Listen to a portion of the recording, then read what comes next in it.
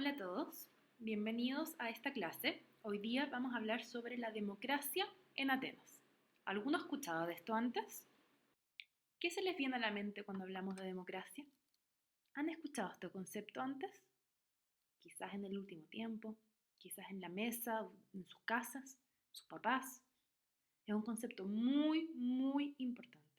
Es un concepto que 99,9% segura van a seguir escuchando el resto de sus vidas. Por lo tanto, es muy importante que entendamos qué significa, por qué es importante y cómo es relevante para nuestra vida hoy. ¿Están listos? Entonces pongan mucha atención porque es un tema muy interesante y hoy día vamos a aprender las bases de este. Ok, en primer lugar tenemos que saber que en la antigua Grecia existieron distintas formas de gobierno. Una de ellas fue la democracia, que se dio en Atenas. ¿Ok?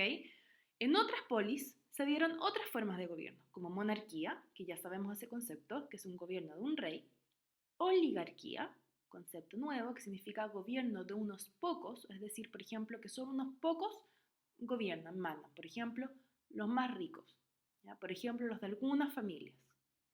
Tiranía es también un gobierno de uno, pero toma el poder por la fuerza y manda sin poder legal, un tirano se llama. ¿Han escuchado ese concepto? Y luego entonces democracia, que es lo que vamos a ver hoy día, que significa el gobierno del pueblo. Este concepto no se les puede olvidar nunca más. Demo significa pueblo, kratia o kratos, gobierno, ¿ok?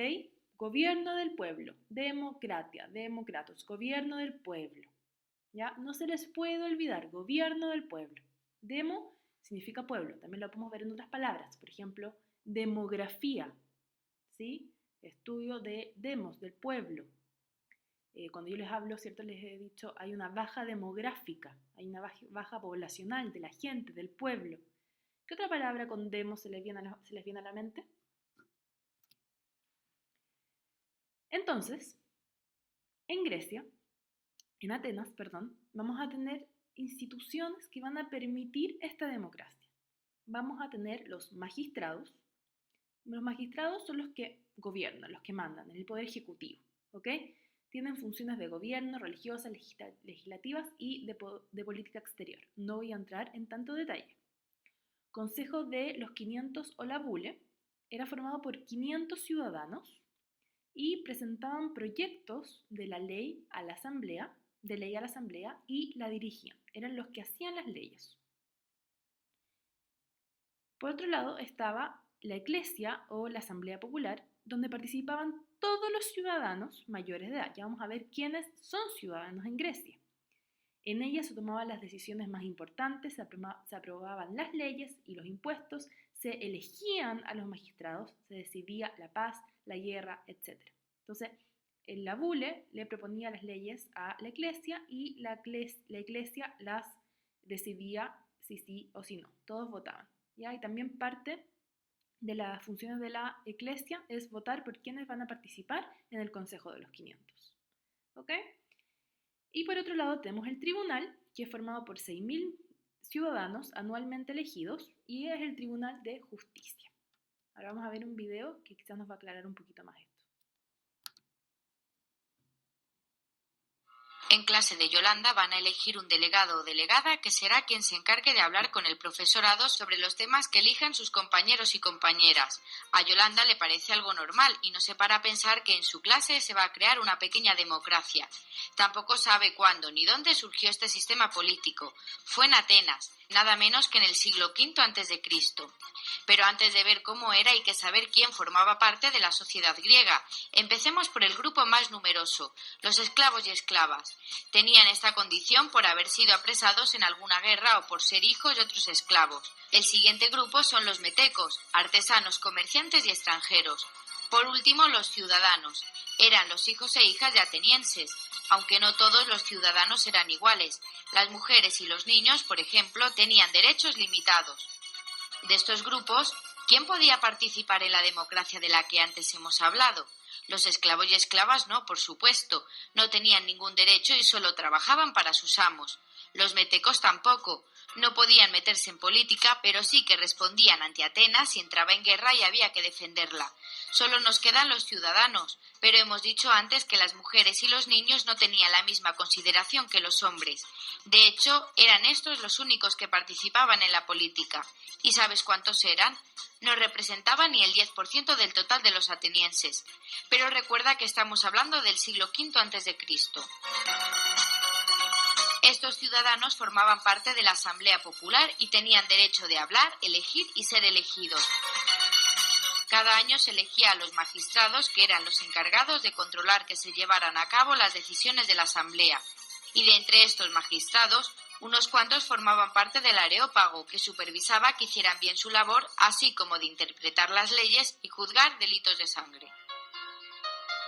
Volvamos abajo. Cada año por sorteo se creaba el Consejo de los 500, que se encargaba de las reuniones de la Asamblea, además de preparar leyes y temas económicos. También por sorteo anual se elegían los tribunales populares que juzgaban a los ciudadanos. Esta es la base de la pequeña democracia que hay en la clase de Yolanda. Vaya, parece que el nuevo delegado o delegada tendrá bastante responsabilidad. Entonces, una cosa importante es saber que cuando hablamos de la democracia ateniense, que es un legado que nos deja Atenas y Grecia hasta nuestros días, solo hablamos del 10% de la población. Ya la próxima clase vamos a hablar un poquito más de eso. Entonces, acá tenemos un ejemplo de cómo funcionaba la asamblea. Aquí ven, el orador exponía sus ideas desde una tribuna, todos los ciudadanos podían hacer uso de la palabra, el tiempo para hablar lo marcaba un reloj y los proyectos se votaban a mano alzada. Todos participaban, ¿ok?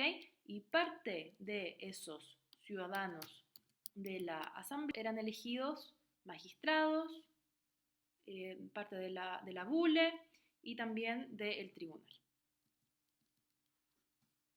¿Qué es democracia?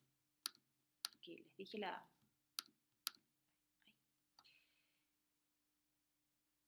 les dije la definición etimológica de la palabra, pero ¿qué características tiene? De esto podríamos hablar mucho rato, ¿ok? Acá les puse algunas principales. Una, que hay elecciones libres, periódicas, ¿ok? O sea, es decir, cada cierto tiempo. Los ciudadanos pueden participar en ellas, en las elecciones, tanto en calidad de votantes como de candidatos. Los ciudadanos pueden ser candidatos para las elecciones, para los cargos públicos y también votan. Hay libertad de expresión. Los ciudadanos pueden expresarse en público sobre una variedad de temas sin temor al castigo. Fuentes de información independiente. Existen fuentes de información política que no se hallan bajo el control del gobierno y todos los ciudadanos pueden acudir a dichas fuentes. ¿Okay? Por ejemplo, hoy día hablaríamos de los periódicos, de la televisión, ¿sí? Que yo me informo con fuentes de información que no dependen del gobierno. Libertad de asociación. Los ciudadanos tienen derecho a formar organización política, grupos, reuniones y participar de ella. Denle una vuelta y si no les queda algo claro, me avisan, me escriben. Entonces ahora, lo que tienen que hacer es leer este fragmento del discurso fúnebre de Pericles. ¿Se acuerdan de Pericles? Si alguno no se acuerda, significa que tiene que revisar la clase anterior. Pericles fue el gran gobernador de Atenas, fue uno de los impulsores de la democracia, ¿ok? Y él hizo este discurso en un funeral. Esto lo escribió Tucídides, que fue un historiador griego. Entonces aquí les puse un fragmento, un párrafo, que es el más famoso. Ustedes lo tienen que leer en parejas con un diccionario, entenderlo y luego parafrasearlo. ¿Qué significa parafrasear? Decir lo mismo pero en sus palabras, ¿ok? Con un vocabulario actual, nuestro. Entonces, leen el fragmento, lo entienden bien y luego lo escriben en sus palabras como si ustedes fueran Pericles hoy día. Espero que les guste, les haya quedado claro y la próxima clase vamos a profundizar más en este tema.